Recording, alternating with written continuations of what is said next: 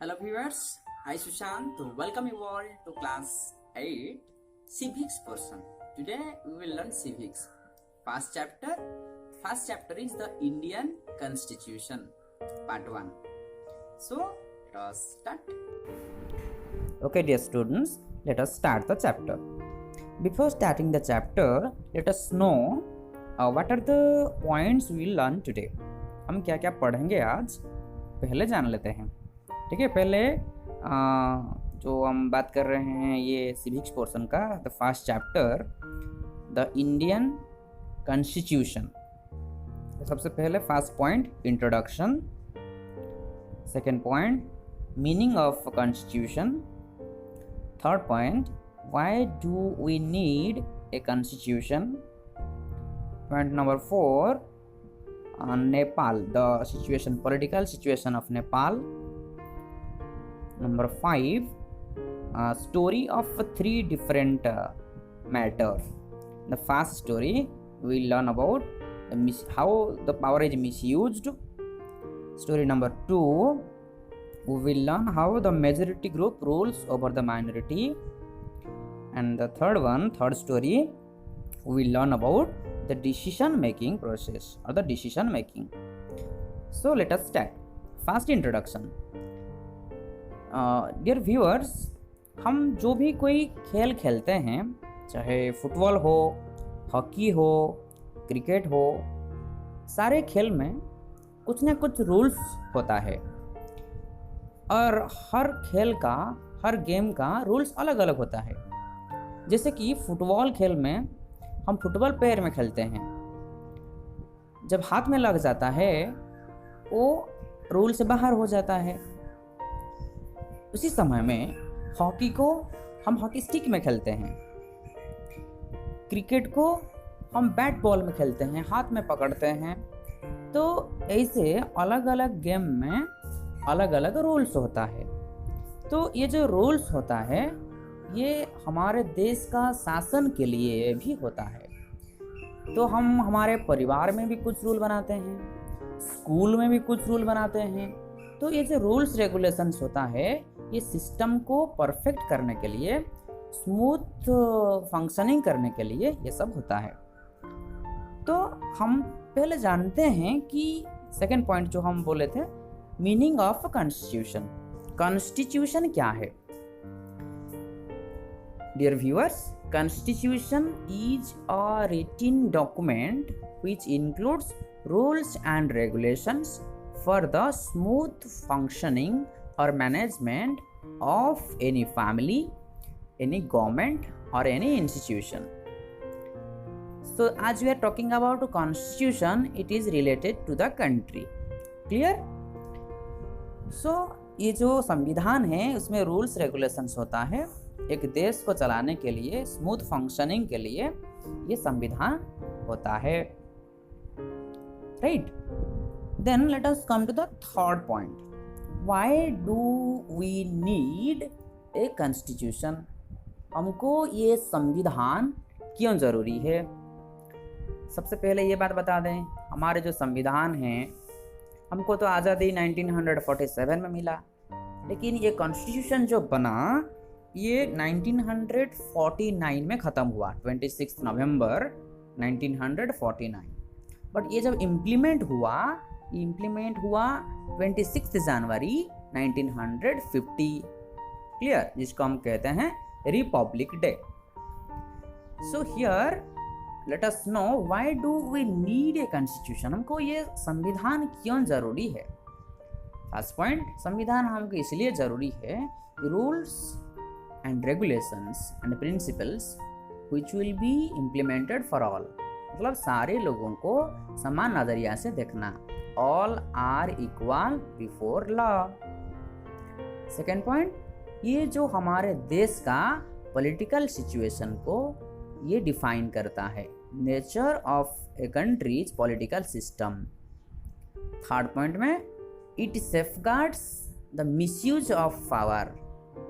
जो political leaders power को misuse करने का कोशिश करते हैं ये उसको और उनको पकड़ लेता है, मतलब रेस्ट्रिक्शन कर देता है.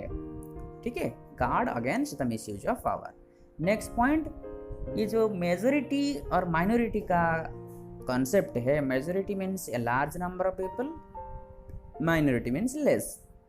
इसका मतलब मेजोरिटी ग्रुप माइनॉरिटी के ऊपर डोमिनेट नहीं कर सकते हैं, उनको डरा नहीं सकते हैं। सारे एक ग्रुप में पावर को शेयर करके, पावर को डिस्ट्रीब्यूट करके फॉर देयर बेटरमेंट वो रूल रेगुलेशंस सही ढंग से चलता है।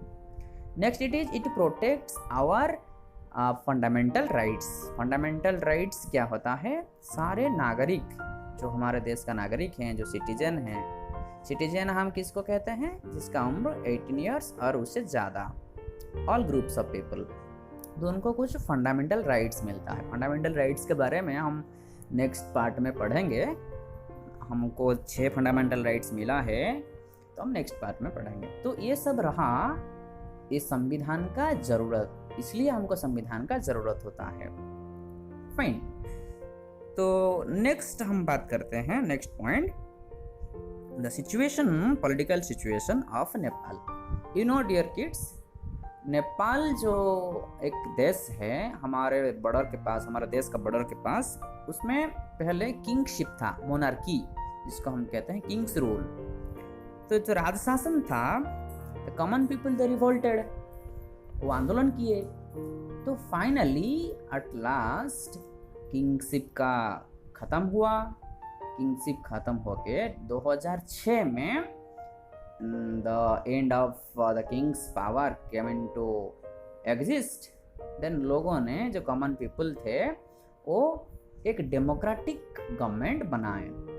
डेमोक्रेटिक गवर्नमेंट में एक कॉन्स्टिट्यूशन बनाए ताकि ये कॉन्स्टिट्यूशन को सब माने और देश का जो शासन व्यवस्था बहुत अच्छे से चल सके। Clear? So Nepal was under the king's rule, but later on, after the movement of the people, of the common people, it changed into democratic form of government. Clear? The next point we learn about stories, 3 stories, the small stories I will tell you. The first story, it is related to misuse of power, how a person misuses power. So dear viewers, you must have remember your classroom days. जब हम class में रहते हैं, class monitor का role कुछ अलग होता है। तो इसमें आपकी किताब में ये क्लास मॉनिटर के बारे में दिया गया है। Suresh is the class monitor. Suresh एक क्लास का क्लास मॉनिटर है। और उनको, सुरेश को कोई मतलब वो उतना अच्छा पर्सनालिटी उनका नहीं है, इसके वजह से उसका क्लास का जो मेंबर्स हैं उसको उतना पसंद नहीं करते थे कोई। तो एक बार क्या हुआ, मिसेस राव ने, जो इनके क्लास टीचर हैं, क्लास ले रहे थे, कुछ अर्जेंट काम से वो बाहर गए। उस समय में सुरेश ने क्या किया, उनके पास बैठने वाला एक दोस्त, उनका दोस्त जो है अनिल, उसको बोला, ठीक है मैं तुम्हारे नाम में जाके मिसेस राव मैडम को कंप्लेन कर दूंगा। इमीडिएटली अनिल को शक हुआ, तो मैं तो कुछ किया ही नहीं। फिर कुछ देर के बाद जब मिसेस राव मैडम आए, सुरेश ने जो क्लास मॉनिटर था वही किया, मैडम जब आप नहीं थे क्लास में, अनिल बहुत जोर जोर से चिल्ला रहा था। फिर क्या हुआ, मिसेस राव मैडम ने अनिल को बहुत डांटे और बोले कि आप स्कूल खत्म होने के बाद तुम रहोगे और लिखोगे, I will not disobey the class monitor. ऐसा 100 टाइम्स लिखोगे, 100 बार। You see how Suresh the class monitor misused the power. Now come to the next point, next story, the rule of majority. Dear viewers, you might have remembered your school days during the game period. जब game period होता है तो हमको बहुत खुशी होता है कि हम जाएंगे बाहर खेलेंगे। तो इसमें एक एग्जाम्पल दिया गया है आपकी किताब में कि बॉयज और गर्ल्स के बीच में कंपटीशन, मतलब ऐसे झगड़ा जैसे थोड़ा बहुत होता रहता है। तो बॉयज़ लोग बोले कि हम क्रिकेट खेलेंगे और गर्ल्स लोग बोले हम बास्केटबॉल खेलेंगे। तो ऐसे जो झगड़ा हुआ तो टीचर बोले कि ये काम करो, हैंड्स शो कर दो, हाथ ऊपर कर दो, जो ज़्यादा होंगे उसी खेल को हम खेलेंगे। लेकिन ऑब्वियसली बॉयज़ ज़्यादा थे तो डेफिनेटली हर बार ऐसे होता था और बॉयज़ लोग क्रिकेट ही खेलते थे, गर्ल्स लोगों को बास्केटबॉल खेलने के लिए मौका नहीं मिलता था। तो ये जो डिसीजन है, मेजॉरिटी है, वो उनके ऊपर भारी पड़ा, माइनॉरिटी के ऊपर। अच्छा, the last story of the day, the third one, Shabnam's decision. एक डिसीजन है, डिसीजन मेकिंग प्रोसेस। इसमें बताया गया है शबनम को कुछ चैप्टर्स ख़त्म करना था क्योंकि नेक्स्ट डे उसकी एग्ज़ाम था। एग्ज़ाम जो था वो 2 चैप्टर्स रह गया था पढ़ने के लिए।